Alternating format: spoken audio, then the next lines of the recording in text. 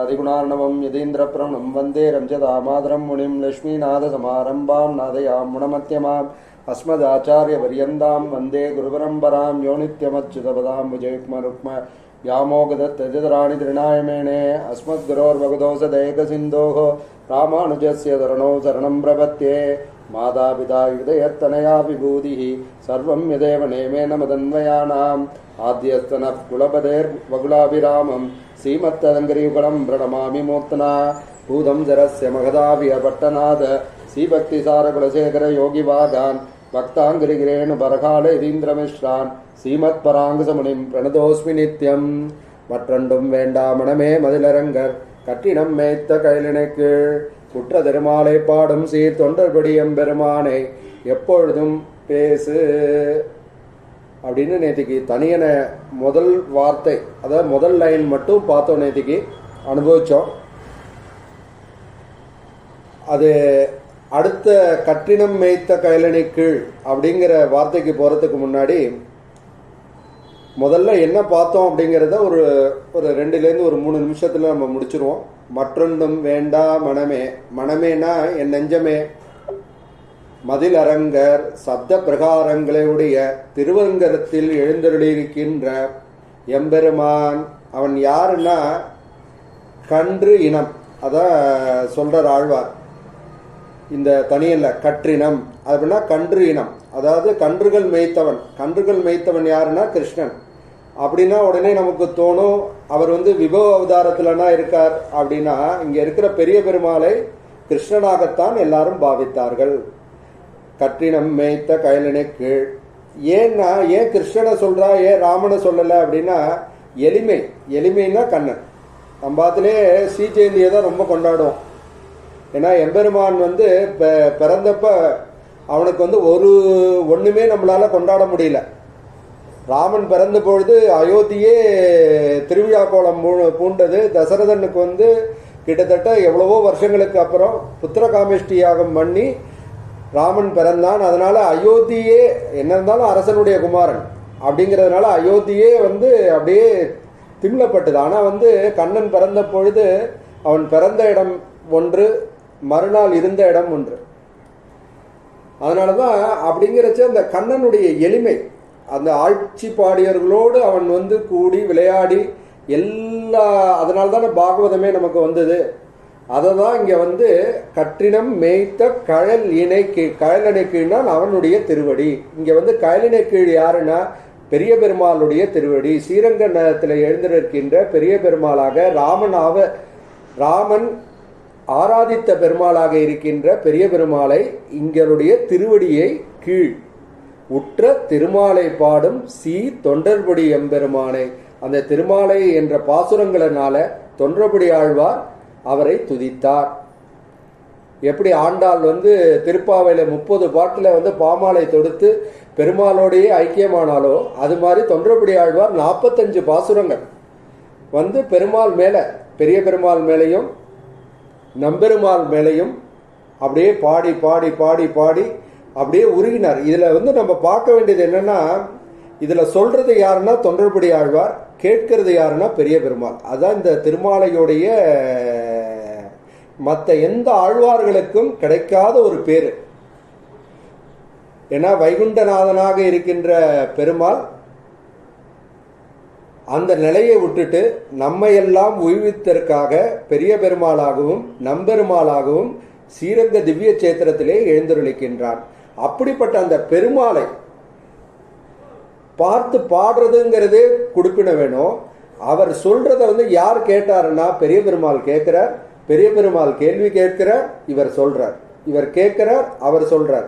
இது மாதிரி 2 பேருக்கும் உள்ள கான்வர்சேஷன் தான் திருமாலைங்கிற ஒரு பெரிய 45 பாசுரங்களாக நமக்கெல்லாம் கிடைக்கப்பட்டது. அதனாலதான் பெரியோர்கள்லாம் திருமாலை அறியார், திருமாலை அறியார் அப்படின்னு நமக்கு சொல்றார். நம்ம காலையில எழுந்திரிச்சோன்னா திருப்பாவையும் திருமாலையும் சொல்லணுங்கிறது தான் பெரியவா எல்லாரும் அனுசந்திச்சது. அப்படிப்பட்ட தொண்டர்படி எம்பெருமானை எப்பொழுதும் பேசு. அப்படிப்பட்ட பெருமானை யாருன்னா தொண்டர்படி ஆழ்வார். அதான் அடியாருக்கு அடியார். அதான் நேற்றுக்கு பார்த்தோம். எப்படி ராமாயணத்தில் சத்ருகுணன் பரதனுக்கு அடியாராக இருந்து தொண்டு செய்தானோ அதே மாதிரி இங்கே தொண்டர்படி ஆழ்வாருக்கு நான் அடியனாக இருந்து அவனுடைய பாசுரங்களை சேவித்து அவனுடைய புகழை நாம் சொல்லிக்கொண்டே இருந்தேன்னா பேசிக்கொண்டே இருக்கணும் அப்படின்னு இதை யார் சொல்றாருன்னா திருவரங்க பெருமாளரையர். இதை தான் நேற்றுக்கு நம்ம பார்த்தோம். அந்த திருவரங்க பெருமாளரையர் யாருன்னா ஆளவந்தாருடைய பூர்வாசிகர். அதாவது அவர் இது எடுத்துக்கிறதுக்கு முன்னாடி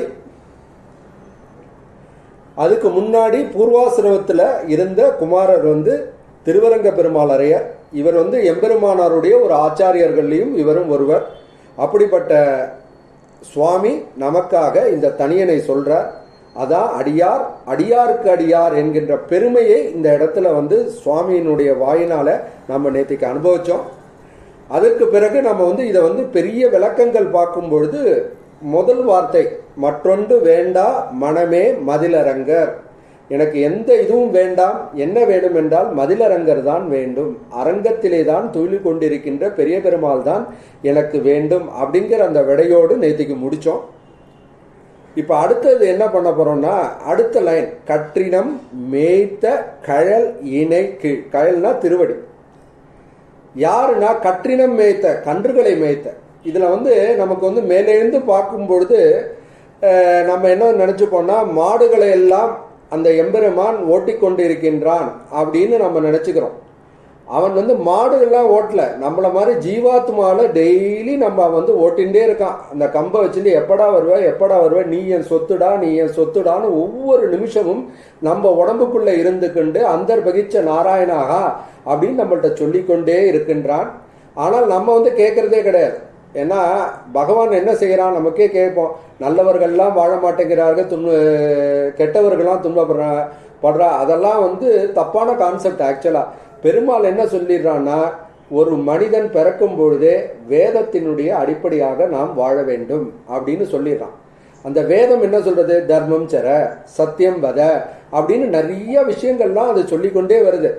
அது பிரகாரம் வாழ்ந்தனா இந்த வாழ்வுக்கான ஒரு அர்த்தம் கிடைக்கும். அதை தான் பெரியோர்கள்லாம் சொல்றா.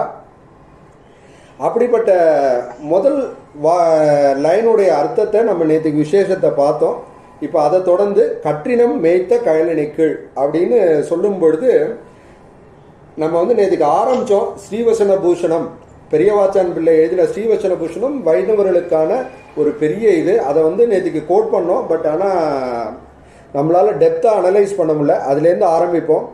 அதுல 39வது ஸ்ரீவசன பூஷணத்துல என்ன சொல்றாருன்னா பூத ஜலம் போலே அந்தர்யாமித்வம், ஆவர்ண ஜலம் போலே பரத்வம், பார்க்கடல் போலே வியூகம், பொறுக்காறு போலே விபவங்கள், அதில் தேங்கின மடுக்கல் போலே அச்சாவதாரம் அப்படின்னு சொல்றா. தயவுசெய்து கொஞ்சம் மியூட்ல போட்டுக்கோங்க உங்க சைடு. அர்னிகா கொஞ்சம் மியூட்ல போட்டுக்கோங்க. பூதஜலம் போலே அந்த அதாவது பெருமாளுடைய 5 நிலைன்னு இதை பார்த்தோம். 1 பர, வியூக, அந்தர்யாமி, பர வியூக விபவ அந்தர்யாமி அர்ச்சை. இந்த 5 நிலை பார்த்தோம். இந்த 5 நிலையை பத்தி தான் இந்த ஸ்ரீவஷ்ண பூஷணத்துல பெரியவாச்சான் பிள்ளை சொல்ற. பூதஜலம் போலே அந்தர்யாமித்வம், அதாவது பெருமாள் என்னவா இருக்காருன்னா நம்ம ஒவ்வொருத்தர்ட்டையும் அந்தர்யாமியாக இருக்கின்றான். எப்படி அந்தர்யாமியாக இருக்கின்றானா நமக்கு இதயத்துக்கு கீழே அப்படியே ஒரு சின்ன ஒரு உருவமாக அணுக்களுக்கும் அணுக்களாக அப்படியே இருக்கின்றான். ஒவ்வொரு ஜீவாத்மாவையும் நம்மளை மானிட்டர் பண்ணிட்டே இருக்கான். நம்ம இன்னைக்கு இதை சொல்றோமா அதை மானிட்டர் பண்ணிட்டே இருக்கான். நம்ம ஒவ்வொரு செயல்களையும் அவன் மானிட்டர் பண்ணிட்டே இருக்கான். அப்படி அவன் இருக்கிறதுனால அப்படிப்பட்ட பெருமாளை நம்ம அந்தர்பகிச்ச நாராயணகா அப்படின்னு நம்ம சொல்றதுனால அந்த நாராயணனை நம்ம உணர முடியுமா அப்படின்னு நினைச்சா பெரிய யோகிகளாலும் முனிவர்களாலுமே இதை முடியல அப்படிங்கிறது தான் பெரியவாச்சான் பிள்ளை சொல்றார். இது எப்படி எக்ஸாம்பிள் அவர் சொல்றாருன்னா பெரியவாச்சான் பிள்ளை சொல்ற எக்ஸாம்பிளை பார்த்தோம்னா அப்படியே கண்லேருந்து ஜலமே வந்துடும். அவர் என்ன சொல்றாருன்னா ஒருத்தனுக்கு ரொம்ப தண்ணி தான் அடிக்கிறது, உடனே தீர்த்தம் சாப்பிடணும், அப்படி தீர்த்தம் சாப்பிட்டா தான் அவனுக்கு உயிரே பிழைக்க முடியும் அப்படின்னு இருக்கிற நேரத்தில் ஒரு கிணறு வெட்டி அதுலேருந்து தீர்த்தத்தை எடுத்து சாப்பிடுங்கோ அப்படின்னு சொன்னால் எப்படி இருக்கும்? அதுக்கான ஒரு உபகரணம் தேவை, அதுக்கான நம்மளுக்கு இன்ஸ்ட்ருமெண்ட், ஈவன் போர் போட்டு சாப்பிடுங்க அப்படின்னு ஒருத்தர் வந்து சொல்றாருன்னா எப்படி இருக்கும்? அது மாதிரி தான் அந்தர்யாமித்துவம். பூத ஜலம் போலே நம்மளால செய்ய முடியாது. ஏன்னா அஷ்டாங்க யோகம் பண்ணினாதான் பெருமாள் நமக்கு உள்ள இருக்கார் அப்படிங்கிறது தெரியும். இதை நம்மாழ்வார் வைபவத்துல நம்ம பார்க்கிறோம். நம்மாழ்வார் வந்து யோக நிஷ்டையிலேயே இருந்துட்ட பெருமாளை உணர ஆரம்பிச்சோன்னா ஒவ்வொரு பெருமாளா என்ன வந்து மங்களாசாசனம் பண்ணுங்கன்னு கியூல இருக்கா. அப்படியே கியூல நின்றுட்டு ஒவ்வொரு பெருமாளும் அப்பா எனக்கு கிடைச்சிருத்துதுரா அப்படின்னு சொல்லிட்டு ஒவ்வொரு பெருமாளா போயிட்டு இருக்கா. அப்படி மாதிரி நமக்கு பெருமாள் சேவை கொடுப்பார். அதான் பெருமாள்கிட்ட இருக்கிற எளிமை. ஆனா அதெல்லாம் நம்ம உணர முடியுமா? 2 நிமிஷம் நம்மளால கண்ண முடிந்து இருக்க முடியுமா அப்படின்னா அதுவும் கலியுக காலத்துல ரொம்ப ரொம்ப கஷ்டம். அப்படிங்கிறச்ச நமக்கு வந்து அந்தர்யாமித்துவம் நம்மளால முடியாது. அடுத்தது ஆவரண ஜலம் போலே பரத்துவம் அப்படிங்கிற பெரியவாச்சான் பிள்ளை. ஆவரண ஜலம்னா நமக்கு எங்க இருக்குன்னே இந்த ஜலம் தெரியாது. அதாவது நம்மளுடைய நிலைகளை பார்த்தோம்னா ஓம் புகுகு நம்ம பூமி, புவகா சுவகா மககா ஜனகா தபகா ஓகும் சத்தியம். அதான் சத்தியலோகம் தான் பிரம்மா இருக்கிறது. இதான் 7வது லோகம் மேலே போறது. அதே மாதிரி 7 உலகம் கீழே இருக்கு. இந்த 7வது உலகம் பிரம்மா இருக்கிற சத்தியலோகம் அது வரலையும் தான் எல்லாருக்கும் தெரியும். அதுக்கப்புறம் எங்க இருக்காருன்னே தெரியாது. அதான் பரத்துவத்தினுடைய நிலைமை. அப்படிங்கிறச்ச அந்த பரவியூகமாக இருக்கின்ற வாசுதேவனை சங்கு சக்கரதாரியாக 4 திருக்கைகளோடு, அதான் நேற்றுக்கு மன்னார்குடி ராஜகோபாலனுடைய இதை நம்ம சொன்னோம். அதே மாதிரி பெரிய ஸ்ரீரங்கம் பெருமாள் அப்படியே பிரதர்ஷனம் பண்ணிட்டு வெளியில வந்தோம்னா மேல தங்க கோபுரம் பார்த்தா அங்க பரவாசு தேவனாக அந்த தங்க இதுல வந்து இன்னைக்கும் இருக்கார் பெருமாள். ஏதாவது பெருமாளுக்கு ஏதாவது பெரிய பெரிய உற்சவங்கள்லாம் நடக்கிறதுனா முதல்ல அங்கதான் திருமஞ்சனம் நடக்கும். அதுக்கப்புறம் தான் அந்த பெரிய பெரிய உற்சவங்கள்லாம் நடத்துவார்கள் பெரியவர்கள். அப்படிப்பட்ட பரத்துவமான நிலை அதையும் நம்மால் முடியாது. அடுத்தது சொல்றார் பார்க்கடல் போலே வியூகம். அதாவது பார்க்கடல் போல் அப்படியே எங்க இருந்தாலும் நம்ம போய் கடற்கரையில நிக்கிறோம், அங்க எங்கடா இருக்கு திருப்பார்கடல் அப்படின்னு நினைச்சா நம்மளால அடைய முடியாது. யாருக்காக சொல்லியிருக்குன்னா பிரம்மாதி தேவர்களுக்காக. அவர்களுக்கு அதாவது இப்ப ராவணன் மாதிரி கும்பகர்ணன் மாதிரி கிரண்யகசிபு மாதிரி எல்லாரும் வந்து துன்பப்படும் பொழுது தேவர்களும் பிரம்மாதி தேவர்களும் சிவபெருமான் எல்லாரும் போய் பெருமாள்கிட்ட முறையிடுவார். ஏன்னா நீ தானே காப்பவன் அப்படிங்கிறத ரட்சிகன், அப்படிப்பட்ட ரட்சகன் என்னை ரட்சி அப்படின்னு அவெல்லாம் வேண்டச்ச பெருமாள் அவளுக்கு காட்சி கொடுக்கிறார். அப்படிப்பட்ட அது நம்மளால முடியாது. அடுத்தது பொறுக்காறு போலே வியூகங்கள். அதாவது ஒரு பெரிய வெள்ளம் அடிக்கிறது. காவேரியில இருக்கிறவளுக்கு, அதுவும் ஸ்ரீரங்க சேத்திரத்தில் இருக்கிறவளுக்கு நல்லாவே தெரியும்.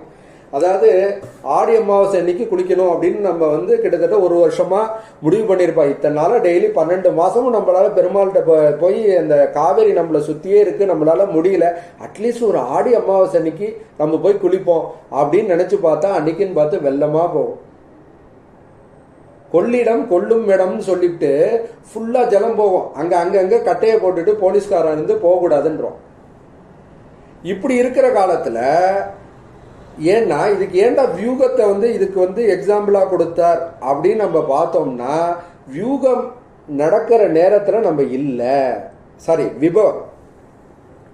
ஓகே, விபவ அவதாரங்கள், அதாவது 10 அவதாரங்கள், அதாவது எண்ணற்ற அவதாரங்கள் எடுத்திருக்கான் பெருமாள். அதுல வந்து 10 அவதாரங்கள் ரொம்ப விசேஷம். மச்சாவதாரம், கூர்மாவதாரம், வராக அவதாரம், நரசிம்ம அவதாரம், வாமன அவதாரம், பார்கவராமர், தசரதராமர், பலராமர், கிருஷ்ணர், இப்படி 9 அவதாரங்களையும் நம்மளால வந்து அனுபவிக்கவே முடியாது. ஏன்னா அந்த காலங்கள்லாம் வேற. அடுத்து வரப்போற கல்கி காலத்துல நம்ம இல்லை. ஏன்னா அது ஃபியூச்சர், இது பாஸ்ட் ஃபியூச்சர். அப்படின்னா பிரசன்ட்ல இருக்கிறது என்ன அவதாரம் அப்படின்னு பார்க்கும் பொழுது அதில் தேங்கின மடுக்கல் போலே அச்சாவதாரம். நமக்காக பெருமாள் என்ன பண்றான்னா விபவ அவதாரங்கள் எடுத்த பல பல அவதாரங்களையும் அந்த 10 அவதாரங்களையும் எடுக்க போகின்ற அவதாரங்களையும் பல பல அச்சாவதார மூர்த்தியாக கலியுகத்திலே நமக்காக அங்கங்க ஒவ்வொரு திவ்ய கஷேத்திரத்திலே அபிமான ஸ்தலத்திலே எழுந்தருள் இருக்கின்றான். எதற்காக? நம்மளால எதை அடைய முடியுமோ அதை தான் பெருமாள் நமக்கு காட்டுறான். நேராக போ, பக்கத்தில் இருக்கிற பெருமாள் கோயிலில் போ, அவனுடைய திருவடியை பாரு, அவனுடைய செந்தாமரை மூஞ்சியை பாரு, அவனுடைய செந்தாமரை கண்ணை பாரு, இது தானடா சீதை மயங்கின கண்ணு, அதை போய் பார்த்துட்டு வாடா அப்படின்னா உனக்கு இருக்கிற எல்லா ப்ராப்ளமும் நம்மளுக்கு சால்வ் ஆகிடும். நீ போய் சொல்லவே வேண்டாம். என்றைக்கும் நம்ம கோயிலில் போகிறோம், ஏதோ ஒரு பெரிய ப்ராப்ளம் மனசில் நினச்சிட்டு பெருமாள்கிட்ட எப்படியாவது சொல்லிடணும் அப்படின்னு போவோம். அந்த உள்ள நுழைஞ்சோன்னே நம்ம வெளியில் வந்தோன்னே தான் ஐயோ நம்ம சொல்ல மறந்துட்டோமேனா, அது ஆல்ரெடி ரீச்சுடு. நீ வந்து ஒரு ஸ்டெப்பு உங்கள் ஆற்றுலேருந்து காலை எடுத்து வச்சுட்டேன்னா அவன் 100 ஸ்டெப்பு ஒன்றை நோக்கி காலை எடுத்து வைக்கிறான். இதுக்கு என்னடா பிரமாணம் அப்படின்னு கேட்டால் குகன் தான் பிரமாணம். குகன் வந்து ஒரு 2 ஸ்டெப்பு வச்சானா, அப்புறம் யோசிச்சானா, இவன் யாருடா, தசரத சக்கரவர்த்தியோட திருக்குமாரன், என்னால் போய் அவனை வந்து பேச முடியுமா, அவனுடைய நிலை என்ன, 64 கலைகளுக்கும் அதிபதி, அவன்கிட்ட இருக்கிற ஞானமும் என்கிட்ட கிடையாது, அவன்கிட்ட இருக்கிற செல்வமும் எனக்கு கிடையாது, அவன்கிட்ட இருக்கிற பேக்ரவுண்டும் என்கிட்ட கிடையாது, இப்படி எதுவுமே இல்லையே, நான் போலாமான்னு அடுத்த கால் அப்படியே யோசிக்கு நிற்கும் பொழுது அப்படியே வந்து ராமபிரான் அவனை கட்டின்ட்டான். குகனோடு ஐவரானோம் அப்படின்னு சொல்ற. இது எதுக்காக சொல்றதுன்னா, இப்படி எந்த ஒரு 4 விதமான நிலைகளை நம்மால் அனுபவிக்க முடியாது. இந்த அச்சாவதாரத்தின் மூலமாக நம்ம பரவாசு தேவனையும் அனுபவிக்கலாம், வியூக திருப்பார்கடலாக இருக்கின்ற பெருமாளும் எப்படி இருக்கின்றார் என்று அனுபவிக்கலாம், விபவ அவதாரங்களையும் நாம் அனுபவிக்கலாம், அந்தர்யாமித்துவம் எப்படி இருக்குங்கிறதையும் அனுபவிக்கலாம். பெருமாள்கிட்ட போக போக நம்மள்கிட்ட பெருமாள் நம்ம கூடையே இருக்கார் அப்படிங்கிறது நமக்கு உணர முடியும். இன்னைக்கு நான் சொல்றேன் அப்படின்னு நினைச்சிட்டேன்னா இட்ஸ் a டோட்டல் ஃபெயிலியர். என்கிட்ட இருக்கிற பெருமாள் இது ஒரு சத் விஷயம், இதை கேட்பதற்கு இத்தனை பேர் இருக்கா அப்படின்னு சந்தோஷமா என் வாக்குல அப்படியே வந்துட்டே இருப்பானா. இது வந்து யார் வேணாலும் ட்ரை பண்ணலாம், யாராலையும் முடியும். ஆனால் நம்மளால ஒன்று சொல்லிட்டு இருக்கும் பொழுது அப்படியே பெருமாள் வந்து அதை வந்து அனுபவிக்க வைப்பான் அப்படிங்கிறது அந்த சீவசன பூஷணத்தில் பெரியவாச்சான் பிள்ளை மிக அருமையாக அனுபவிக்கின்றார். இதில் வந்து நம்ம பார்க்க வேண்டியது என்னன்னா, மற்றொன்று வேண்டாம் மனமே மதிலரங்கர், இதுவுமே வேண்டாங்கிறார். யார் சொல்றார்? திருவரங்க பெருமாளரையர் சொல்றார், இது எதுவுமே வேண்டாண்டா. அவர் பெருமாளை பாடிய ஆழ்வாரையும் அருளிச்செயல்களையும் நம்ம நினைச்சுட்டே இருந்தாலே போதுண்டா அப்படிங்கிற. நம்ம எல்லாருமே ரஷ் பண்ணிட்டு 106 திவ்ய கஷேத்திரம் போகணும், அது போனால் தப்பு கிடையாது, அந்த வைப்ரேஷன் நம்மளுக்கு வந்து தாணும். ஆனால் போனதுனால நமக்கு வந்து பெரிய லெவலில் அடைவோம் அப்படின்னு கிடையாது. ஏன்னா நம்ம வந்து எல்லாமே பெருமாளுக்கு டைமிங் வைக்கிறோம். அங்கே போய் பெருமாளை அனுபவிக்கணும். அவனுடைய திருவடி எப்படி இருக்கு, அவனுடைய திருக்கைகள் எப்படி இருக்கு, அவனுடைய பவளவாய் எப்படி இருக்கு, இது மாதிரி அனுபவிச்சாதான் ஒரு 4 கஷேத்திரம் அனுபவிச்சா கூட நமக்கு மோட்சம் நிச்சயம் அப்படிங்கிறது தான் இதுல வந்து ரொம்ப முக்கியம். அப்படி இருக்கும் பொழுது நம்ம வந்து என்ன பார்க்க போறோம்னா, கற்றிடம் மேய்த்த கயலினை கீழ் உற்ற திருமாலை பாடும் அப்படிங்கிற இதனுடைய வியாக்கியானத்தை தான் பார்க்க போறோம். அப்படிப்பட்டு இருக்கும் பொழுது முதல்ல வந்து எதை பார்க்கிறார் அப்படின்னா, பெரியாழ்வார் திருமொழி 42வது பாசுரம் 1, 2, 20. ஏன்னா சில பேர் குறிச்சுக்கிறாங்கிறதுனால சொல்றேன், ஏன்னா தேடுறதுக்கு ஈஸி. அழகிய பைம்பொன் நின் கோலங்கை கொண்டு கயல்கள் சதங்கை கலந்தெங்கும் மாற்ப மழை கண்டினங்கள் மறித்து திரிவான் குழல்கள் இருந்தவா காணீரே குவிமுளையீர் வந்து காணீரே அப்படின்னு பெரியாழ்வார் திருமொழி பாசுரம். அதில் என்ன அர்த்தம்னா, கண்ணன் பொன்னால் செய்யப்பட்ட கொம்பை தனது அழகிய கையிலே பிடித்து கொண்டு கன்றுகளை மடக்க ஓடுவானாம். அப்ப என்ன வரும்னா, திருவடிகளில் அவன் அணிஞ்சு கொண்டிருக்கின்ற சதங்கைகள்லாம் ஒன்றா சேர்ந்துட்டு அப்படியே கலகல கலகல கலகல கல. எப்படி ஒரு குழந்தை நம்ம வந்து கொலுசு போட்டுட்டு வந்தால் நம்ம எப்படி நம்ம ஆற்றுல ரசிப்போமோ, அதனால தானே ஸ்ரீ ஜெயந்தி அன்னைக்கு நம்ம வந்து பாதங்கள்லாம் அப்படியே போட்டு போட்டு பெருமாள் வரார் பார், சதங்கை ஒளியில் வரார், எங்கள் ஆற்றுக்கு பெருமாள் ஏறிட்டாரா, பெருமாள் அம்சிச்சுட்டாரா, அந்த பிரசாதம் தானே அப்படின்னு நம்ம ஸ்ரீ ஜெயந்திக்கு கொடுக்குறோம். அதே மாதிரி அந்த சதங்கைகள்லாம் ஒன்று சேர்த்து பெருமாள் வருவானா. எதுக்குடா அவன் சதங்கைகள்லாம் போட்டிருக்கானா, என்னுடைய திருவடியை நீ அடைடா, உனக்கு வந்து மோட்சம் நிச்சயம். இந்த சம்சாரம் என்ற ஒரு கடல்லேருந்து நான் உன்னை வந்து உய்விக்கின்றேன் அப்படின்னு பெருமாள் காலை காட்டுறானா. மடக்கி கொண்டு திரிகின்ற இவனுடைய கோயில்களின் அழகை பாருங்கள். குவிமுளையீர் வந்து காணீரே. குவிமுளையர்னா எல்லா பெண்களும் வந்து பாரு, எவ்வளோ பெரிய அழகன் வரான், நம்ம கண்ணன் வரான். நம்ம வந்து வெண்ணெய் இல்லைன்னு தான் சொல்லணும், ஆனால் வெண்ணெயை வச்சிருக்கணும். அப்படிப்பட்ட ஆட்சியருடைய அனுபவத்தை இங்க வந்து பெருமாள் சொல்றார். ஏன்னா கற்றினம் மேய்த்த கயலனை கீழ். அவன் யாரடா மேய்க்கிறான்னா ரிஷிகளையும் தேவாதி தேவர்களையும். அவன் வந்து அவர்கள் தான் பசுக்களாக வந்தார்கள் அப்படின்னு சொல்லி அவர்களை மேய்த்தான். இந்த கலியுகத்துல யாரடா மேய்க்கிறானா நம்மள மாதிரி இருக்கின்ற ஒவ்வொரு ஜீவாத்மாக்களையும் அவன் மேய்க்கின்றான் அப்படிங்கிறது தான் இந்த பாசுரத்துல. அடுத்ததுல என்ன சொல்றாருன்னா பெரியாழ்வார் திருமொழி 3:3 இதுல அனுபவிக்கிறார். கடியார் பொழில் அணி வேங்கடவா கரும்போரேரே நீ உகக்கும் கொடையும் செருப்பும் குழலும் தருவிக்க கொல்லாதே போனாய் போமாலே கடிய வெங்கானிடை கண்டின் பின்போன சிறு குட்ட செங்கமலம் அடியும் வெதும்பி உன் கண்கள் சிவந்தாய் அசைந்திட்டாய் நீ எம்பிரான். அதாவது இந்த இடத்துலையும் முதல்ல என்ன பெருமாளை காட்டுறாருன்னா அச்சாவதாரத்தில் இருக்கின்ற பெரிய பெருமாளை கண்ணனாக பாவித்து விபவ அவதாரத்தையே இந்த இடத்துல காட்டுறார். பெரியவாச்சான் பிள்ளை அவர்தான் வாக்கிய குரு. அதை வந்து புத்தூர் சுவாமி மிக அழகாக எழுதியிருக்கின்றார். புத்தூர் கிருஷ்ண சுவாமி. அதை பேஸ் பண்ணி தான் நான் இதை சொல்லிட்டு இருக்கேன். அந்த பெரியாழ்வார் திருமொழி 3:3 247 என்ன சொல்றாருன்னா இந்த பாட்டுக்கான அர்த்தத்தை முதல்ல பார்ப்போம். வாசனை நிரம்பிய சோலைகளுடைய அழகிய திருவேங்கடமலையில் எழுந்தருளி இருப்பவனே, அதுதான் ஃபர்ஸ்ட். கடியார் பொழில் அணி வேங்கடவா கரும்போரேரே.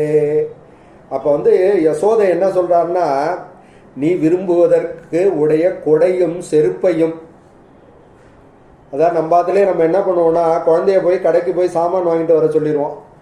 அப்போ வந்து அந்த குழந்தை செப்பல் கூட போடாமல் போயிடும். அப்போ தாய் பதறிப்பா, என்னடா அது இந்த லூசு குழந்தை செப்பல் கூட போடலையே, நான் எடுத்து தந்திருக்க மாட்டேன், பேசாமல் நானே கடைக்கு போயிடலாமே.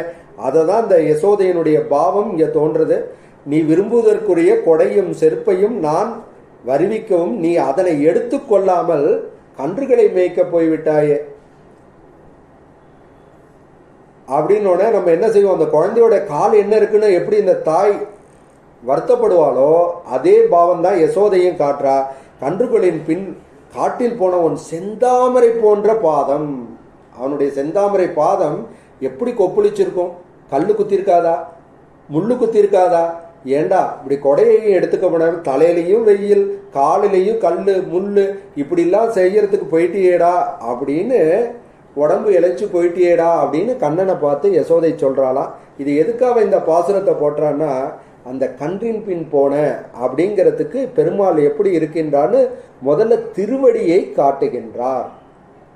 அந்த திருவடி யாருன்னா அசந்து தூங்குற மாதிரி நடிச்சுட்டு இருக்கான் பாருங்க பெரிய பெருமாள். அதை தான் இங்க வந்து அனுபவிக்கிறார். அடுத்த பெரியாழ்வார் திருமொழி 3:3 இங்க காட்டுறார். இதுக்கு வந்து 2 பாசுரம் முன்னாடி, இது 247, இது 245வது பாசுரம்.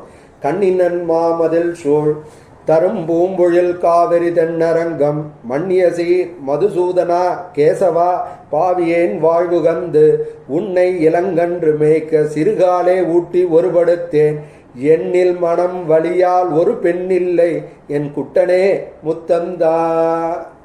இதை தான் நான் சொன்னேன். 2 பாவத்தையும் முதல் பாசுரத்திலே சொன்னேன். கடைக்கு போய் நான் போய் உன்னை அனுப்பிச்சு விட்டேனடா, இந்த குழந்தைய போய் அவன் செருப்பும் கொடையும் போடாமல் போயிருக்கானே, பேசாமல் நானே போயிருக்கலாமே அப்படின்னு அந்த குழந்தை வந்தோடனே அந்த தாய் எப்படி கட்டிண்டு ஒரு முத்தம் கேட்பாளோ அது மாதிரி யசோதை கேட்கிற. பெரிய மதில் சூழப்பட்ட திருவரங்கம் என்னும் திருப்பேரில் நித்திய வாசம் செய்யும் எளிமை குணமுடைய மதுசூதனே, கேசவனே, பாவியாகிய நான் என் வாழ்வை விரும்பி அழகான உன்னை கன்றுகளை மேய்க்க விடியற்காலையிலே உனக்கு உணவளித்து அவற்றின் பின்னே அனுப்பிவிட்டேன். அதனால் என்னை விட ஒரு வலிய நெஞ்சக்காரி யார், கொடுமைக்காரி யார்? யசோதை சொல்றா. அவ எவ்வளோ பெரிய உயர்வா இருந்தா அந்த கண்ணன் வந்து பிறந்த உடனே யசோதையினுடைய நந்தகோபரனுடைய குடிலுக்கு வந்திருப்பான். அந்த யசோதை சொல்றா, ஆகையால் என்னை விட வலிய நெஞ்சை உடையவளாக ஒரு பெண் இந்த உலகில் இல்லை. என் சிறுவனே, என் குழந்தையே, எனக்கு ஒரு முத்தம் தா அப்படின்னு இந்த இடத்துல அனுபவிக்கின்றார். ஏன்னா இது எல்லாமே இந்த திருவடி, அந்த திருவடியினுடைய உயர்வு, அதை பற்றி பார்க்குறார். அதே மாதிரி பெரியாழ்வார் திருமொழி 2:9-11 212வது பாசுரத்தையும் இந்த இடத்துல அனுபவிக்கிறார். வண்டு களை திரைக்கும் பொழில் வருபுணல் காவிரி தன்னரங்கன் பண்டவன் செய்த கிரீடையெல்லாம் பற்றர் பிரான் விட்டு சித்தன் பாடல் கொண்டிவை பாடி குனிக்க வல்லார் கோவிந்தன் தன் அடியார்களாகி என் திசையும் விளக்காகி நிற்பார் எனையடியன் தலைமேலனவே. கிரீடைன்னு இந்த இடத்துல விளையாட்டு. வண்டுகள் தேனை உண்டு மகிழ்ந்து ரீங்காரம் செய்யும் சோலைகள் சூழ்ந்த நீர்பெருக்கியுடைய காவிரி. இப்போ அப்படிதான் அழகாக ஓடுறது. இன்றைக்கும் அடியனுக்கு பிராப்தமாச்சு காவேரியில் குளிக்கிறதுக்கு. ஏகாதசி வேற. நதி சூழப்பட்ட ஸ்ரீரங்கம் எழுந்தருளி இருக்கும் கண்ணன் முன்னே செய்த விளையாட்டுகளை எல்லாம் கண்ணன் முன்னாடி இப்படி செஞ்சான். எங்காத்து கண்ணன் எப்படி தெரியுமா தயிரை சாப்பிட்டான். நீ என்னமோ தயிரை சாப்பிட்ற, எங்காத்துல எப்படி வெண்ணெயை சாப்பிட்டான். அந்த வெண்ணெயை சாப்பிடும்பொழுது அவன் திருவடியில எல்லாம் கொட்டினது தெரியுமா, அது எப்படி இருந்தது. இப்படி எல்லாம் அந்த ஆட்சிமார்கள்லாம் சொல்லிப்பாலாம். கண்ணனை மிரட்டுற மாதிரி மிரட்டுவானா ஆத்துல உள்ள எண்ணெயெல்லாம் இருக்குன்னு சொல்லிடுவாளாம். அந்த மேல 2வது பாத்திரத்துல நான் வெண்ணெய் வச்சிருக்கேன், கண்ணன்ட்ட சொல்லிடாத அப்படின்னு கண்ணனுக்கு தெரியற மாதிரி சொல்லுவாளாம்.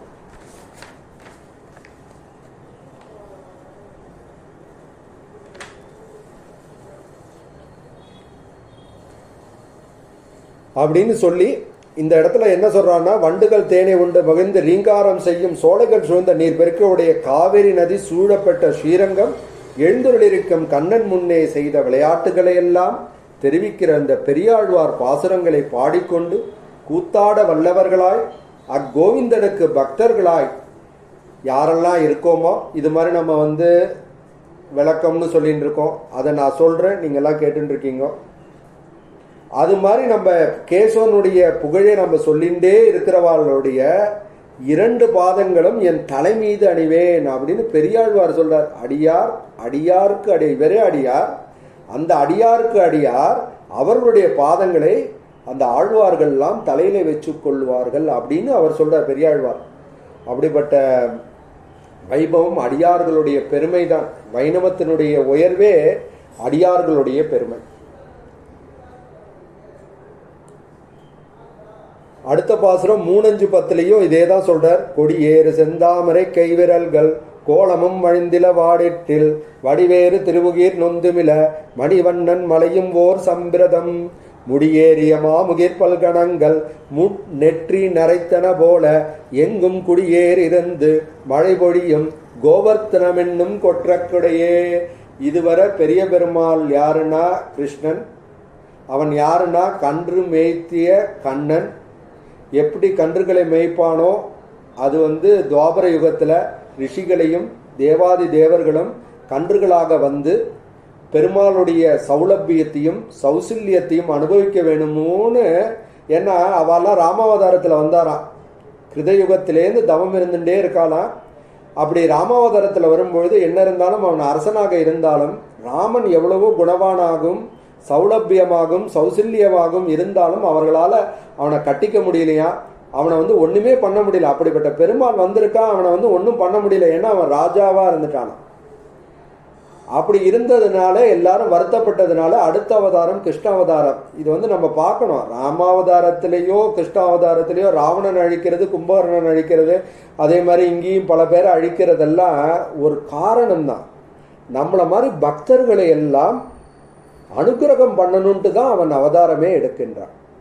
அவனுடைய அவதாரத்தின் நோக்கமே அவன் ஒரு நாமம் வச்சுக்கோங்க, இந்த 14 லோகத்தையும் ஒரு சங்கல்பத்தினாலேயே படைக்கின்றான். அப்படிப்பட்டவன் ஒரு ராவணனை அழிக்கணுமோ இல்லை மகாபாரத போர் 18 நாள் நடத்தி தான் இத்தனை பேரை பண்ணணுமோ அப்படிலாம் அவசியமே கிடையாது. அவன் இருந்த இடத்திலிருந்தே ஒரு அசைவில் செஞ்சிருவான். ஆனால் எதுக்காக வர்றான்னா பக்தர்களுக்காக வருகின்றான். பக்தர்களோடு ஒன்று அவனுக்கு அவ்வளோ ஆசை நம்ம மேலே, அதுக்காக தான் வந்துட்டு இருக்கான் அப்படின்னு பெரியவாள்லாம் அனுபவிக்கிறார். இதுவரை நம்ம பெரியாழ்வார் 212வது பாசுரம், 245வது பாசுரம், 247வது பாசுரத்தெல்லாம் அவனுடைய திருவடியை பற்றியே பேசிட்டு இருந்தோம். அடுத்தது வந்து இந்த பாசுரத்திலிருந்து அவனுடைய திருக்கைகளை பற்றி பேசுகின்றோம். என்னன்னா கோவர்த்தன மலை, இதை தான் மன்னார்குடியில் பங்குனி மாதம் 18 நாள் உற்சவம் நடக்கும். 18 + 12 30 நாள். அது மாதிரி உற்சவம் நடக்கிறது எங்கேயுமே கிடையாது, ஸ்ரீரங்கத்தில் கூட கிடையாது. ஸ்ரீரங்கத்தில் வந்து தை மாதம், மாசி மாதம், பங்குனி மாதம், சித்திரை மாதம், இப்படி 4 உற்சவம் நடந்தாலும் அங்கே இருக்கிற மாதிரி ஒரு 30 நாள் அந்த ஒரு அனுபவம், பாகவத அனுபவம் வந்து எங்கேயுமே இருக்காது. அப்படிப்பட்ட 3வது நாள் உற்சவம் பார்த்தா கோவர்த்தன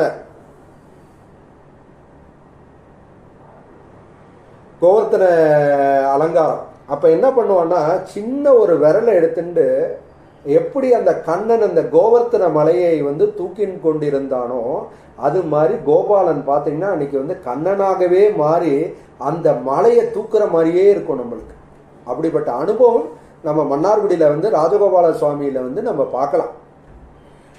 அப்படிப்பட்ட அந்த அனுபவத்தை நம்ம வந்து இந்த இடத்துல வந்து ஆழ்வார் வந்து 273வது பாசுரத்தில் சொல்றார். அதுல என்ன சொல்றாருன்னா, கண்ணன் கோவர்த்தன மலையை எடுத்து பிடித்த போது அவனது மலர் போன்ற கையும் விரல்களும் அழகிய நகங்களும் ஒரு வாட்டமும் இல்லை. ஒரு நாள் மழை இல்லை, 2 நாள் மழை இல்லை, 7 நாள், அதுவும் சாதாரண மழை இல்லை, கல் மழை. அத்தனை மாடுகளை காப்பாற்றினான். அவனை சுத்தி இருக்கின்ற அத்தனை மக்களையும், ஆட்சியர்கள் அத்தனை பேரையும் காப்பாற்றினான். எல்லாருக்கும் அவனை தூக்கின்னு இருக்கிற கையை பார்த்துட்டே யாருக்குமே பசியே இல்லையா. அது ஒரு பெரிய பரமானுபவமா எல்லாருக்குமே கொடுத்தான். ஏன்னா நிறைய பேர் ஆத்துக்கு எங்க ஆத்துக்கு வரல நான் பார்த்தேன். அதான் பெருமாள் வந்து ஒரு காரியம் செய்தான்னா அதுல வந்து அதாவது அவன் செய்யறதுக்கான காரணத்தை நம்ம அனலைஸே பண்ண முடியாது. ஆழ்வார்களாலே யார் அறிவார் அவன் பெருமை அப்படின்னு ஆழ்வாரே போற்ற. அப்படிப்பட்ட ஒரு அனுபவம் அந்த இதை வந்து நம்ம வந்து எங்க பார்க்கலாம்னா பெருமாள்கிட்ட தான் பார்க்கலாம். அப்படிப்பட்ட அவன் ஒரு சிறு குழந்தை, 5 வயசோ என்னமோ சொல்றா. அப்படி இருக்கும் பொழுது 5ஓ 7ஓ அது கரெக்டாக பார்க்கணும் பாகவதத்தில், அந்த கோவர்த்தன மலையை எடுத்து பிடித்து அவன் கையும் நோவலை, இதுவும் நோவலை, எதுவுமே ஆகலை. எப்படி இந்த சிரிச்ச முகம் முதல் நாள் அப்படியே இருந்ததோ அதே மாதிரி 7வது நாளும் இருந்தது. ஆனால் இந்திரன் எப்படி இருந்தானா, அதுதான் ஆழ்வாருடைய அனுபவத்தை பார்க்கணும். முடியேறிய மாமுகிர் பல்கணங்கள் முன்னேற்றி நரைத்தன போலே எங்கும் குடியேறிருந்து மழை பொடியும் கோவர்த்தனம் என்னும் கொட்டக்குடையே. முதல் நாள் ஒரு பெரிய ராஜா மாதிரி மழையை பெஞ்சுட்டே இருந்தானா. 7ஆம் நாள் என்ன ஆச்சுன்னா கிழவன் மாதிரி நரைச்சு போயிட்டான். அந்த இந்திர ஜாலம் இவன் பண்ணணும்னு நினைச்சான். அந்த இந்திரனையே அடக்கிட்டு ஒரு ஜாலம் புரிஞ்சது இந்த சின்ன குழந்தை கண்ணன் அப்படிங்கிறத இந்த இடத்துல சொல்றார். இதுல பெரிய பெருமாளுடைய கையின் பெருமை. கைக்கு என்னடா விசேஷம் அப்படின்னா காத்தல். அந்த பெருமாளுடைய கை என்ன பண்ணுமா, நான் உன்னை ரட்சிக்கின்றேன். பெரிய பெருமாளுடைய கை என்ன பண்ணுமா, என்ன என்கிட்ட சரணட, என் திருவடியில வாடா, ஏண்டா இத்தனை கஷ்டத்திலையும் பட்டுட்டே இருக்க, ஏன் பட்டுட்டே இருக்க, நீ என் சொத்துடா, என்னைக்கா இருந்தாலும் நீ என்கிட்ட வந்துதான் ஆகணும். வைகுந்தம் புகுவது மன்னவர் விதியேன்னு நம்மாழ்வார் சொல்றார். நம்ம இன்னைக்கு இல்லைன்னா அடுத்த ஜென்மம் வரணும், அடுத்த ஜென்மம் இல்லைன்னா அடுத்த ஜென்மம், அதுக்கே இந்த ஜென்மமே பார்த்துன்ற, எதுக்கு கஷ்டப்படுற? உடனே எல்லாரும் வைகுந்தம் போகணும்னு நினைச்சு பயந்துட வேண்டாம். நம்ம அது இதுல நம்ம அதுக்கு தான் நம்மளுடைய வைணவத்துல பார்த்தோம்னா நம்ம ஆச்சாரியனை அணுகி நம்ம சங்கு சக்கரம் இதெல்லாம் நம்ம பண்ணி சரணாகதி அடைஞ்சு நம்ம என்ன திருநாமம் பண்ணிக்கிறோம்னா தாசன் திருநாமம். இப்போ எனக்கு அனந்தாழ்வான் திருமாளிகை சம்பந்தங்கிறதுனால மதுர்கவி தாசன்னு பேர். அது மாதிரி ஒவ்வொருத்தருக்கும் ஒவ்வொரு தாச திருநாமம் கொடுப்பா. ஒவ்வொரு 74 சிம்மாசனபதிகள் ராமானுஜர் எப்படி கொடுத்துருக்காரோ ஒவ்வொருத்தருக்கும் ஒரு தாசன் திருநாமம். இனிமேல் நம்ம அதை பற்றி கவலையப்பட வேணாம். வைகுந்தம் கிடைக்குமா கிடைக்காதா, போகணுமா வேண்டாமா, நம்ம என்ன பண்ணணும்னா நம்ம ஆச்சாரியன் என்ன செய்ய சொல்லியிருக்காரோ அதை நம்ம செஞ்சுட்டே இருந்து பெருமாளை, நம்ம ஆற்றுல இருக்கிற பெருமாளை டெய்லி காலைல கௌசல்யா சுப்ரஜா ராமானி எப்படி ஒரு குழந்தைய எப்படி விஸ்வாமித்திரர் ராமனுடைய எப்படி எழுப்பினாரோ அப்படியே விஸ்வாமித்திரர் ராமன் தூங்குற அழகை பார்த்துட்டு இப்படிப்பட்ட அழகை கௌசல்யா பார்க்கறதுக்கு என்னடா கொடுப்புன்னு இருக்கணும் அப்படின்னு தான் கௌசல்யா சுப்ரஜா ராமா பூர்வா சந்தியா பிரபத்தியேன்னு அந்த பாசுரமே நம்மளுக்கு கிடைச்சது, சுப்ரபாத பாசுரம். எதுக்கு நம்ம சொல்றோம்னா, நம்பாத்து பெருமாளை வணங்கிட்டு தான் பெரியவாள்லாம் வந்து மற்ற பெருமாளையே தேடிட்டு போவோம். அதுதான் முக்கியம். நம்பாத்து பெருமாள் தான், நம்பாத்துல இருக்கிற பெருமாள். நம்ம முதல்ல வந்து எல்லாம் ஸ்ரத்தையா பண்ண பண்ண பண்ண பண்ண என்ன ஆகும்னா, நம்ம மனசுல உள்ள சந்தேகங்கள்லாம் போயிடும். நம்மளை பெருமாள் ரட்சிப்பான். அவனுக்கு வேற என்ன வேலை? பெருமாள் அவன் எதுக்காக இருக்கான்னா, நம்மளை ரட்சிக்கிறதுக்காக தான் இருக்கான். அதான் நம் ரட்சகன். அவனுக்கு அதை தவிர வேற வேலையே கிடையாது. நமக்கு தான் 1000 வேலை இருக்குன்னு நம்ம நினைச்சுக்கிறோம். ஆனால் நம்ம எதற்காக இருந்தோம் என்றால், பெருமாளுக்கு கைங்கரியம் பண்றதற்காகத்தான் இருந்தோம். அப்படின்னா நம்ம என்ன பண்ணணும் அப்படின்னா, கேட்கலாம், நான் உத்தியோகத்தில் இருக்கேன், வேலை இருக்கேன், என் பையனை பார்க்கணும், பேரனை பார்க்கணும், பேத்தியை பார்க்கணும், எல்லாம் பாருங்க. எல்லாத்தையும் எந்த கடமையும் விட்டுட்டு வர சொல்லி எம்பெருமானாரோ பெரிய பெருமாளோ யாரும் எதுவும் சொல்லலை. அந்த ஒவ்வொரு பாவத்திலையும் கண்ணனையும் ராமனையும் பாருங்க. அந்த உங்க ஆத்து பெருமாளுக்கு கைங்கரியம் பண்ணுங்க. அப்படிங்கிறது தான் வந்து இது பண்ணணும். அதை தவிர அடுத்தது என்னன்னா, குலதெய்வம். இதெல்லாம் தான் ரொம்ப முக்கியம். இதெல்லாம் பண்ணிட்டு தான் பல பல திவ்ய கஷேத்திரங்களுக்கெல்லாம் போகலாம். அதுக்கப்புறம் தான் நம்ம வந்து போகிறதுக்கு முன்னாடி ஆத்து பெருமாள்கிட்ட வந்து அனுமதி கேட்கணும். இது மாதிரி நான் வந்து திவ்ய கஷேத்திரம்லாம் போகிறேன், கொஞ்ச நாள் பொறுத்துக்கோ, முன்ன பின்ன இருக்கும், முடிஞ்சா அந்த பெருமாளுக்கு டெய்லி திருவாராதனை பண்ணுறதுக்கான யாரையாவது வந்து நியமிச்சுட்டு தான் போவான் அந்த காலத்தில். அப்படி முடியலையா அரிசியில் வைக்கிறது அப்படின்னு வைக்கிறது. அப்போ பெருமாள்கிட்ட வந்து நம்ம வந்து முதல்ல வந்து அனுமதி கேட்கணும். பெருமாளே கோச்சுக்காதையும், உண்மை சேவிக்கிறதுக்கு தான் நான் பல பல திவ்ய தேசங்கள்லாம் போகிறேன். என் மனம் வந்து எப்படி பிரம்மா வந்து படைப்பு தொழிலை பண்ணிகிட்டே இருக்கும் பொழுது அவனுடைய மனம் வந்து ஒருநிலைப்படாமல் இருக்கிறதுனால என்ன பண்ணுறதுனே தெரியலையா. என்னடா பண்ணணும்னா, பிரம்மா உடனே வந்து, ஏன்னா அவன் வந்து பெருமாளுடைய குழந்தை இல்லையா, நான்முகனை நாராயணன் படைத்தான், நான்முகனும் தான்முகமாய் சங்கரனை தான் படைத்தான் யான் அப்படின்னு 4ஆம் திருவந்தாதியில் சொல்றாரு இல்லையோ. அப்படிப்பட்ட பிரம்மா பெருமாளை ஆராதிக்கிறார். அப்படி சொன்னோன்னு தான் நம்ம பெரிய பெருமாளாக இருக்கிற ஸ்ரீரங்கம் பெருமாளை பிரம்மாட்ட கொடுத்தான். இவரை வந்து ஆராய்ச்சிண்டே இரு, இவரை நினைச்சுட்டே இரு, இவரை திருவாதன கிரமமே பண்ணின்று, படைப்பு தொழிலை நானே பார்த்துக்கிறேன் அப்படின்ட்டான் பெருமாள். ஏன்னா அவனுக்கு செய்கின்ற கைங்கரியம்தான் நமக்கு வந்து உயர்வு. இதை தான் சீதாதேவி கடைசி வரலையும் நடத்தி காட்டினான். அதனால்தான் சீதைக்கு உயர்வு. அவ வந்து எதையும் தன்னை ரட்சிக்கணும். ஏன்னா மகாலட்சுமிக்கு முடியாதா, மகாதேவிச்ச வித்மகே விஷ்ணு பத்னிச்ச தீமகி, யாருக்குமே, அதாவது பெருமாள் வந்து யாரை வேணாலும் பிரியவானே தவிர மகாலட்சுமியை பிரிய மாட்டான். அகலகில்லேன் அப்படின்னு திருப்பதி பாசுரம், உரையின் திருமார்பு அப்படின்னு அவனுடைய திருமார்பிலேயே தாயார் வந்து சிம்மாசனமாக அந்த மருக்கு மேலே அப்படியே இருக்கா. கௌஸ்துபங்கிற அந்த மருக்கு மேலே அப்படியே ஏன்னு இருக்க. அப்படிங்கிறச்ச ராமன்டேருந்து சீதை பிரிவோ, சீதைட்டேருந்து ராமன் பிரிவோலாம் கிடையவே கிடையாது. ஆனால் நம்ம ராமாயணம் ஃபுல்லாக கடைசியிலேருந்து அவள் பூமிக்கு போகிறது கூட, அவள் வந்து எந்த ஒரு நிலையிலையும் பெருமாளுக்கு தன்னாலே ஒரு குறையும் வரக்கூடாது. ஏன்னா அவன் சத்திய சந்தனாக வாழ்கின்றான், வாழ்ந்து காட்டப் போகின்றான் முடிவு பண்ண உடனே சீதாதேவி முடிவு பண்ணிடுறான். அவனுக்கு இணையாக இருக்கின்றான். அதனால்தான் சீதாதேவியுடைய வைபவம் மிக உயர்ந்தது. அப்படிப்பட்ட அந்த கோவர்த்தனை மலையை எடுத்து பிடித்து அவனுக்கு வந்து ஒரு இதுவும் ஆகலையா. அதனாலதான் கையினுடைய பெருமை. எல்லாரும் என்ன பார்த்தாலாம், அவனுடைய திருவடி எதுவுமே ஆகலையா. அங்க இருக்கிற ஆட்சியர்கள்லாம் பார்த்துட்டே இருந்தாலாம். கையை பார்க்கறது, அவனு முகத்தை பார்க்கறது, திருவடியை பார்க்கறது. ஆனால் அந்த இந்திரன் பார்க்கறான் 7 நாள். அப்பதான் அவனுக்கு தெரிஞ்சுது, இவன் தானடா உலகத்தை ரட்சிக்கின்ற நாயகன். அவன் வந்து நமக்கு மட்டும் நாயகன் இல்லை, எல்லாருக்கும் நாயகன் இல்லையா. அப்படிப்பட்டவன்கிட்ட போய் நம்ம இப்படி பண்ணிட்டோமே அப்படின்னு வருத்தப்படுறான். இதே தான் திருவாழ்மொழி பாசுரத்திலையும் நம்மாழ்வார் வந்து மிக அருமையா இதே வந்து கோவர்த்தனர் என்னும் உடையதான் வந்து அனுபவிக்கிறார். கொழுந்து வானவர்கட்கு என்றும் குன்றேந்து கோணிரை காத்தவன் என்றும் அழுந்தொழும் ஆவி அனல் வெவ்வுயிர்க்கும் அஞ்சன வண்ணனே என்னும் எழுந்து மேல் நோக்கி எமைப்பிழல் இருக்கும் எங்கனே நோக்குகேன் என்றும் செழிந்தடம் புனல் சூழ் திருவரங்கத்தாய் என் செய்கேன் என் திருமகட்கே. இது ராங்குச நாயகியாக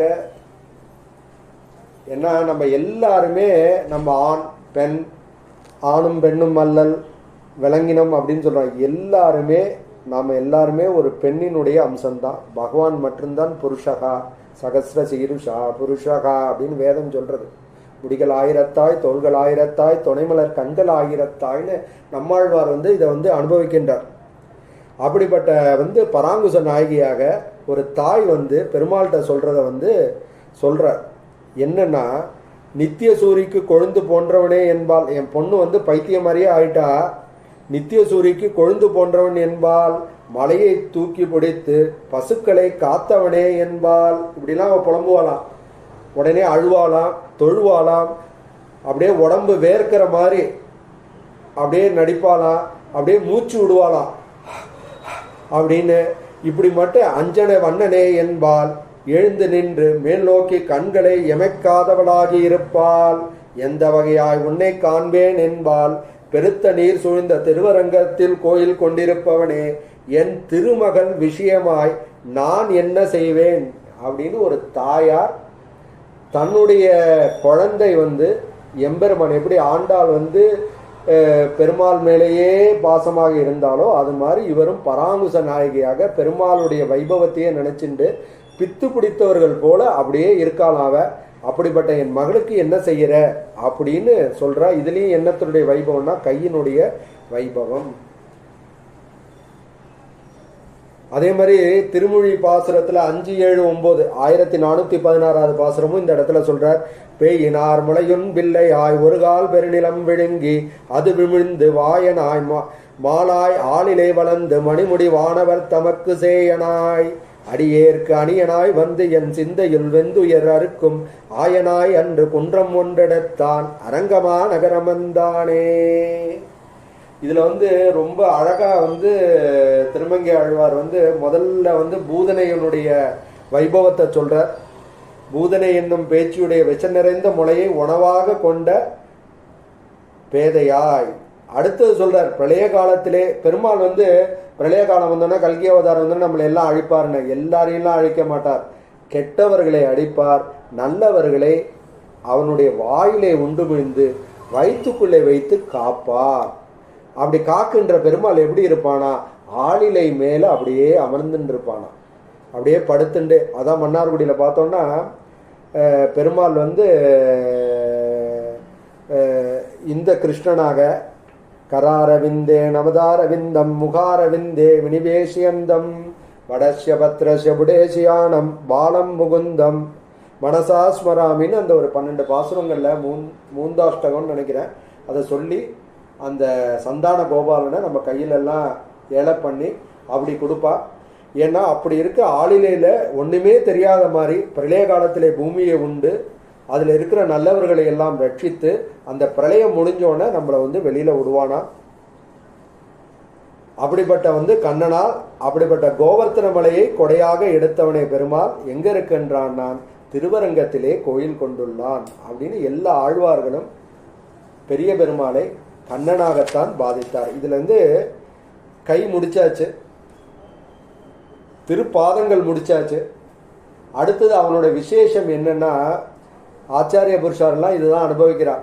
அவன் கிட்டக்க போய் பார்த்தோம்னா வெண்ணெய் உண்ட ஸ்மெல்லு இன்னைக்கும் வருமா பெரிய பெருமாள்கிட்ட. அது எப்படி அனுபவிக்கலாம்னா, அமல்நாதிபிரான் 10வது பாசுரம் தான் இதுக்கு மிக சாலச் சிறந்ததுன்னு பெரியவாள்லாம் சொல்றா. கொண்டல் வண்ணனை கோவலனாய் வெண்ணெய் உண்டவாயன் என் உள்ளம் கவர்ந்தானே அண்டர்கோன் அணியரங்கன் என் அமுதனை கண்ட கண்கள் மற்றொன்றை காணாவே. கடலுள்ள நீர் முழுதும் முகந்து கொண்டு காவிரியில் நடந்து படிந்த காலமேகம் போன்ற வடிவை உடையவன் யாருன்னா பெரிய பெருமாள். வழித்துணை பெருமாள்னாலே காலமேக பெருமாள்னு வேற எல்லாருமே சொல்றான். நமக்கு ஏதாவது பயம் இருக்கு, நைட்ல போறோம் இருட்டில் போறோம்னா பெருமாளை கூட்டோம்னா காலமேக பெருமாள் ஓடி வந்துருவாராம். அப்படிப்பட்ட கோபால குமாரனாய் பிறந்து வெண்ணெய் அமுது செய்து திருவாயை உடையவன். இதை எங்கடா பார்க்கலான்னா வேற எங்கேயும் பார்க்க முடியாது. மன்னார்குடி சேத்திரத்துல 16வது நாள் உற்சவம் போனோம்னா வெண்ணத்தாழ் உற்சவம் நடக்கும். அந்த உற்சவத்துல பார்த்தோம்னா எல்லாரும் வெண்ணெய் அடிச்சுண்டு அதுவும் அண்ணா இதை மிக அருமையா அனுபவிப்பார். அப்படிப்பட்ட அந்த வெண்ணெய் வந்து பெருமாள் அடிக்க அடிக்க அது எங்கன்னா அப்படியே உருகி போய் நெய்யா போய் நெய் வாசல்னு 16 கிலோமீட்டர் தள்ளி போகுமா. அவ்வளோ தூரம் வெண்ணெய் அடிப்பாலாம் அந்த காலத்தில். ஆட்சிமார்கள்லாம் எல்லாரும் நினச்சிண்டு அப்படியே அங்கே இருக்கிற தீட்சிதர்கள்லாம் அப்படியே வெண்ணெய் அப்படியே எடுத்துட்டே இருப்பாளாம். அவளுக்கு கை வலிக்க எடுத்துட்டே இருப்பாள். ஆனால் அடிச்சுட்டே இருப்பாளாம். அப்படிப்பட்ட ஒரு பெரிய வைபவம் நம்ம வந்து மன்னார்குடி சேத்திரத்தில் பார்க்கலாம். அதை தான் கொண்டல் வண்ணனே கோபாலனாய் வெண்ணெய் உண்டவாய். நமக்கே ரொம்ப கிளேசமாக இருக்குன்னா ஒரு வெண்ணெய் எடுத்துட்டு ஒரு கல்கண்டை நல்லா பொடி பண்ணி ஏலக்காயை போட்டு நம்ம பார்த்து பெருமாளுக்கு. அதனால தான் எல்லா ராத்திரியும் பார்த்தா கிருஷ்ணர் கொடுப்பா கல்யாணம் ஆனால். ஏன்னா அந்த கிருஷ்ணரை நம்ம வந்து ஆராதிச்சாலே நமக்கு வந்து எல்லாமே. ஏன்னா அவர் தானே பெரிய பெருமாள். பெரிய பெருமாள் யார்? ராமர் அவதரித்த ராமன் ஆராதித்த பெருமாள். அப்படிங்கிறச்ச எல்லாமே வந்துடுது, குரு பரம்பராவே வந்துடுது. அவெல்லாம் வந்துட்டானா எல்லா ஆழ்வார்களும் ஆச்சாரியர்களும் எல்லாருமே வந்துடுவா. அப்படிங்கிறத தான் இந்த இடத்துல வந்து பெருமாளுடைய திருவரங்கத்திலே கண் வளர்ந்திருப்பவனுடைய அந்த கண்ட கண்கள் அதை பார்த்த எனக்கு மற்றொன்றினை காணாதே அப்படிங்கிறது ஒரு நம்ம வந்து அமல்நாதிபிரான் அனுபவிக்கும் பொழுது பார்க்கலாம். ஆனால் இந்த இடத்துல நம்மளுக்கு என்னன்னா அவனுடைய திருவாய், அந்த பவள வாய் அது எப்படி இருக்குன்னா வெண்ணெய் உண்ட வாயன். கொண்டல்னா மேகம். அடுத்தது திருவாழ்மொழி பாசுரம் 642 3261 நம்மாழ்வார் மிக அருமையா இதை வந்து பார்க்கிற. கேய தீங்குழல் ஊதிற்றும் நிறைமைத்தும் கெண்டை ஒன்கண் வாச பூங்குழல் பின்னை தோள்கள் மணந்ததும் மற்றும் பல மாய கோல பிராந்தன் செய்கை நினைந்து மனம் குழைந்து நேயத்தோடு கழிந்த போது எனக்கு எவ்வுலகும் நிகரே அப்படிங்கிற. அவனுடைய கண்ணன் வந்து பாட்டை அப்படியே புல்லாங்குழல் எடுத்து ஊதினானா பசுக்களை அப்படியே மேய்ப்பானா. அவன் மீன் போன்ற அவன் கண்கள் இருக்கு பாருங்க. அவன் மலர்களை அணிந்து நப்பினை பிராட்டியனோடு அந்த சேத்தி உற்சவத்தை இங்க சொல்றார். அப்படியே தோள்களை கூடினான் மற்றும் பல செய்தான். இதை நான் நினைச்சுட்டே இருக்கேன். மனம் குழைய அன்போடு காலங்கள் கழிகின்றன. அப்படிப்பட்ட எனக்கு வேற எந்த லோகமும் வேண்டாமே அப்படின்னு ஆழ்வார் சொல்றார். கேயம்னா பாட்டு இந்த இடத்துல, தீம்னா இனிமை. இது ரெண்டும் தான் கொஞ்சம். மணத்தல்னா கலத்தல். யாரோட கலத்தல்னா நப்பிண்ணையோட கலத்தல். அடுத்து திருவாழ்மொழி பாசுரம் 663 3284 இங்க ரொம்ப அனுபவிக்கின்றார். நிறம் கரியானுக்கு நீடலகு உண்ட திறம் கலர்வாய் சிறு கல்வன் அவர்க்கு கரங்கிய சக்கர கையவனுக்கு என் பெறங்கிரும் கூந்தல் எழுந்தது வீடே. பெருமாள் வந்து கரிய நிறமுடையவன். அததான் ரொம்ப பெரிய உலகை கூறுபாடு விளங்கும் திருவாயை உடையவன். அதுல வந்து பெரிய உலகத்தையே அடைக்கணும். யசோதைக்கு காட்டுறான். அப்படியே வாயை திறந்தோடனே உலகமே தெரியறது. அவன் அப்படியே மயங்கி விழுந்துறான். அப்படிப்பட்ட கல்வன் உலகத்தையே தனக்குள்ள அடக்கின்றான். அப்படிப்பட்ட கல்வன் ஒண்ணுமே தெரியாத ஒரு ஆளின் இலை மேல அப்படியே படுத்து உறங்குற மாதிரி அப்படியே நடிக்கிறான். அப்படிப்பட்டவனை எங்கடா பார்க்கலான்னா திருவரங்கத்துல பெரிய பெருமாள் அப்படிதான் அப்படியே தூங்குற மாதிரி நடிப்பானான். இப்படிப்பட்டவனுக்கு என்னுடைய கரிய கூந்தலுடைய பெண்ணானவள் பெருமையே எழுந்தாள். இதுல வந்து கரங்கியன்னா அப்படியே சுழலுதல். அந்த பெருமாளுக்கு என்னடானா சங்கு சக்கரம். இது ரெண்டும் தான் பெருமாளுக்குடைய அடையாளம்.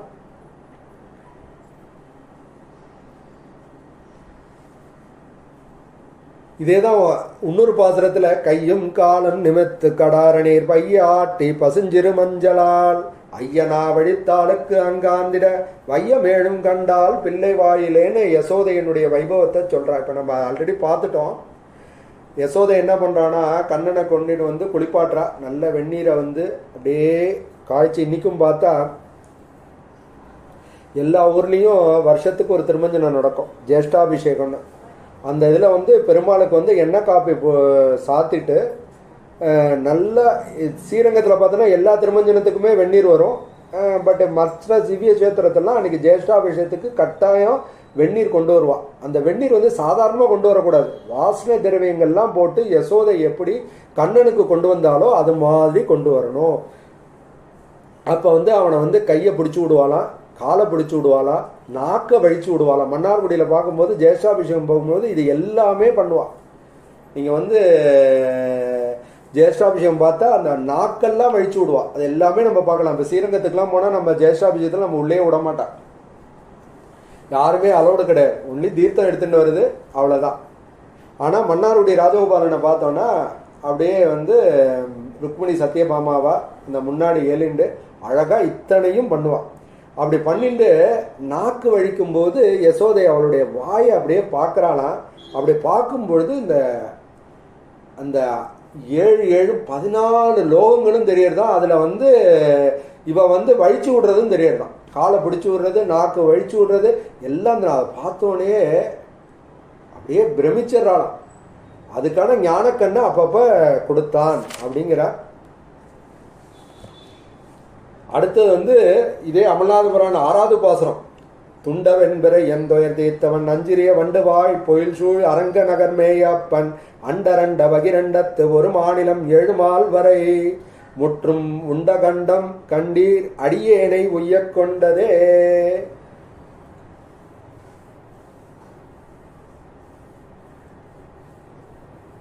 அதாவது தன்னுடைய அண்டங்களும் வெளியண்டங்களும் 7 வகைப்பட்ட குல பர்வதங்களையும் ஆகிய அனைத்தையும் அமுது செய்தருளியே அவன் திருக்கழுத்து அன்றோ அடியேனை உய்யக் கொண்டதே அப்படின்னு உலகம் உண்ட பெருவாயினே இந்த இடத்துலையும் பாசுரர். இதே வந்து திருமொழி பாசுரத்திலையும் திண்ணகலத்தில் திரை ஊறி மேல் வைத்த வெண்ணெய் விழுங்கி வெறைய உறங்கிடம் அண்ணல் அமரர் பெருமானே ஆயர்தம் கண்ணனே கோயல்வாய் அக்கா காய் கார்முகில் வண்ணன் கோயல்வாராய் அக்கா அக்கா அப்படின்னு காக்கையை கூட்டு சொல்றார். காக்கே உரிமேல் வைத்த உறுதியான பாத்திரத்தில் உள்ள வெண்ணெய் விழுங்கி விரைவாக ஓடி வந்து பொய் உருக்கம் கொண்டுள்ள சுவாமியும். அதாவது பெருமாள் ஏண்டா வெண்ணெய் திருடினா அப்படின்னு கேட்டானா. யசோதை கொடுக்காத வெண்ணையா அப்படின்னா பெருமாள் வந்து நம்மள்கிட்ட சொல்றாராம், உங்ககிட்ட இருக்கிற எல்லா சொத்துமே என் சொத்துடா அப்படிங்கிறான். அதை தெரியணுங்கிறதுக்கு அவன் திருடலை, அவன் சொத்து என் சொத்து அப்படிங்கிறத நமக்கு ஞாபகப்படுத்துறதுக்காக தான் பெருமாள் அவ்வாறு செய்கின்றான்னு அதை தான் சொல்றான். பொய் உறக்கம் கொண்டுள்ள சுவாமியும் நித்திய சூரிகளுக்கு தலைவனே. அவன் சாதாரணவனா, தேவாதி தேவன், உயர்வர உயர்நலம் உடையவன் எவனவன்னு நம்மாழ்வார் திருவாழ்மொழி பாசுரத்தில் ஆரம்பிக்கிறார். அவன் நீ எத்தனையோ தேவாதி தேவர்களுக்கெல்லாம் தலைவன். அவன் ஏண்டா கண்ணனாகவும் ராமனாகவும் அவதரிக்கணும்னா நம்மை போன்றவர்கள்லாம் அந்த வைபவத்திலே இருந்து நாம் பெருமாளுடைய திருவடிகளையே சரணடைஞ்சு ஆழ்வார் அருளிச்செல்லுடைய பாசுரங்கள்லேயே நம்ம முழுகி முழுகி முழுகி நம்ம வந்து திளைக்கணும் அப்படிங்கிறது தான் இந்த இடத்துல சொல்ற. இதே பெரிய திருவந்தாதிலையும் சரி, இதில் திருநெடுந்தாண்டகத்தில் என்ன இன்னைக்கு நிறைய பேருக்கு அதான் பாசுரம் ஆயின்னு இருந்தது. அந்த பாசுரத்தையும் நம்ம சொல்லி கன்றுமேந்து இனிது கொண்ட காலா என்றும் கடிபொழில் சூழ் கனபுரத்தன் கனியே என்றும் மன்றமட கூத்தாடி மகிழ்ந்தா என்றும் வடதிரு வேங்கட வேந்த மைந்தா என்றும் வென்றசரர் குளங்களே வேந்தே என்றும் விருபொழி சூழ் திருநரையூர் நின்றாய் என்றும் துன்றுகுழல் கருநிறத்தன் துணையே என்றும் துணைமுளைமேன் துளி சோர சோர்கின்றாளே அப்படின்னு அந்த பெருமாளை வந்து அனுபவிக்கிறார். இது திருநெடுந்தாண்டகம் பாசுரம் 2067. அப்படி எல்லாத்தையும் சொல்லிக்கொண்டே வரும்பொழுது எதுக்குடா இத்தனை பாசுரங்களையும் நமக்கு சொல்லணும் அப்படின்னா, பெருமாளை பெரியவன் பெரியவன் சொல்லி அவரை ஒதுக்கிறாதீங்கோ. எப்போ பெருமாள் எப்படி இருக்கானா, நம்ம கண்ணனாக மிகவும் எளியனாக நம்ம எல்லாம்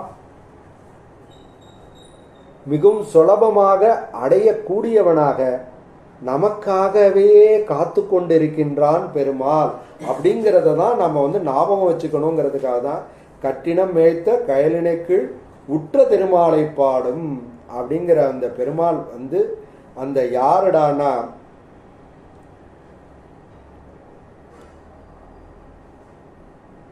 அந்த பெருமாள்